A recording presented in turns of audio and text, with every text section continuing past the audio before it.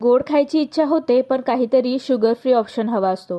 चला तर बनवू चना गुळ पासून बनलेली हेल्दी बर्फी. त्यासाठी पिवळे चणे, काजू बदाम, सुका खोबऱ्याचा कीस, गूळ आणि मखाना लागेल.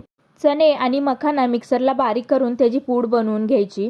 नंतर त्यामध्ये ड्रायफ्रुट्स आणि खोबऱ्याचा कीस घालून तेही मिक्सरला फिरवून त्याची पूड बनवून घ्यायची. अचूक प्रमाणासहित डिटेल रेसिपीसाठी संपूर्ण व्हिडिओ नक्की पहा.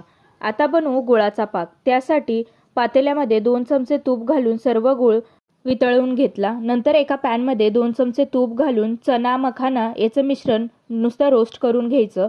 त्यानंतर सर्व गुळाचा पाक घालून सर्व व्यवस्थित एकत्र करून पॅन सोडेपर्यंत एकत्रित करून घ्यायचं. नंतर तूप लावलेल्या भांड्यावर मिश्रण टाकून सपाट तळाच्या वाटीने पसरवून घेतलं. त्यावर थोडेसे ड्रायफ्रुट्स घालून ते गार्निश करून घेतले. मिश्रण 30 मिनिटांसाठी सेट करायला ठेवायचं.